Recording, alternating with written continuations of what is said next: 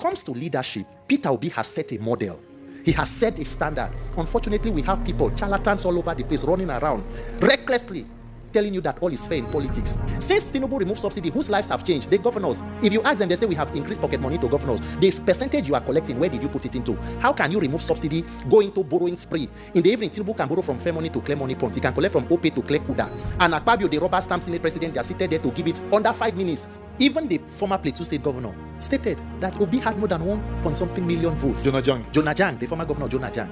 And then we come to places like, of course, he will win the FCT. He won the FCT. FCT is here as FCT. Yes. Minister Wike is here as FCT, and the president is here too. Who is Wike?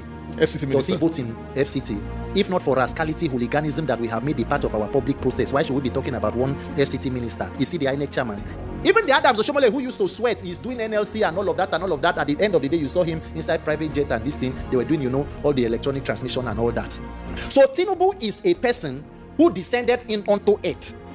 Jumped away from primary, jumped away from secondary, and then ascended into university, and then somehow graduated. And even that same university, Chicago State University, since Nigeria started being critical and said we need the release of these documents, and so, do you know that on Twitter, Chicago State University, this one, don't tell anybody, they have locked their handle. It is private now because of one man.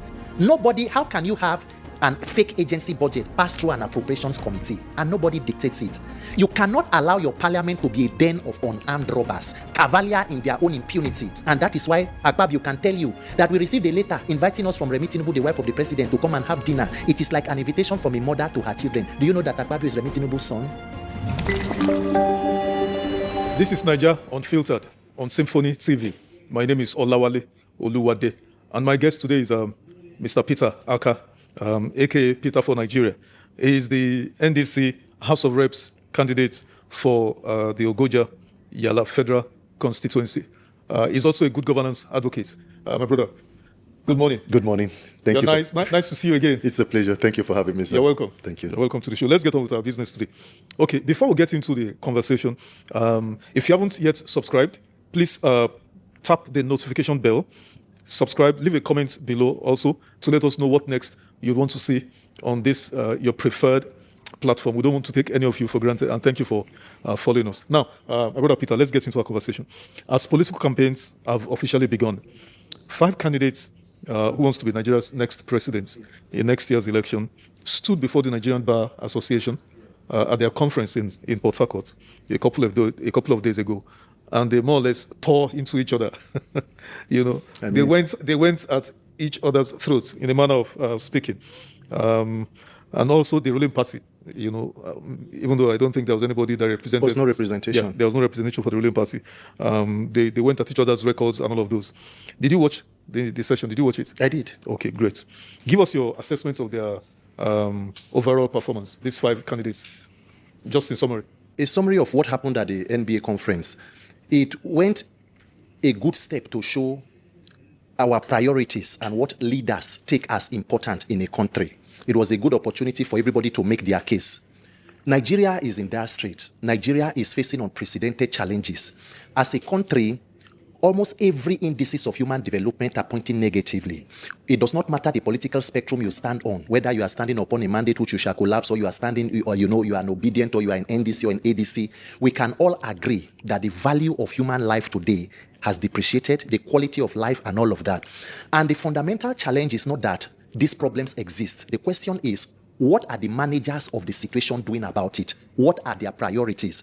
And then when you have a forum where leaders who want to get the trust of the people to lead them for another 4 years are called together, and consistently you have a current leader who hides and takes, pride in staying away from communicating with the people, that is the first and fundamental problem. That you have somebody who is occupying the highest seat of government and somehow believes and runs it like a monarchy, where you send surrogates to run around and make reckless statements but cannot engage with the people. And then those who came together and spoke there, from listening, you can see that Nigeria has a management problem. And when you listen to all of the candidates make their case, I listened to, His Excellency, Mr. Peter Obi, and you can see that there is a clear path in this candidate on not just highlighting the problems, but sticking to solving those problems, not taking jabs at anybody. You could see the other persons. It was almost, a shouting match between some of the other candidates. But one person stood out. Peter Obi. Why did that happen? Because he does not go to discuss other people. People go there to discuss Peter Obi. Peter Obi goes to those events to discuss Nigeria's problems and provide solutions. That was the take home, that we had an opportunity to engage with the people. But Tinubu could not go there to talk about what he wants to do. But of course, when he wants to visit the judiciary, he can afford to make them sing on their mandate, they shall stand. To be fair, it wasn't only Peter Obi that spoke. Like I said, Omoyele Sowore spoke. Mr. Adewale of the SDP was there, and I didn't see much of attacking people from him. Mr. Donald Duke of the People's Redemption Party, but he also was there, and I mean, gentleman, just like Mr. Peter Obi, comported himself very well. Issues. That was your former governor, if I'm correct. The former governor of my state. Fantastic Governor, by the way. Fantastic. And I'm glad you reckon that. If you reckon that he was a fantastic governor. Yes. Okay. So 5 of them that were there, and the APM deputy or vice presidential the former DSS director Lawal Daura, he came late too, but at least he made a showing, So these 5 or 6 persons, they were there, and they did express themselves, their objectives, what they would do on subsidy, their policy, and all of those. It was towards the end that they began to go at each other, especially from the AAC candidates. It was from the beginning. And many people will not be surprised because that is essential. Exactly. That is who Sowore is. But let me go back to, so you talked about Mr. Peter Obi. What did you hear about the others? What did you hear from them? What's your opinion? How did you perceive them? Their presentation, their programs especially, or what they want to do differently?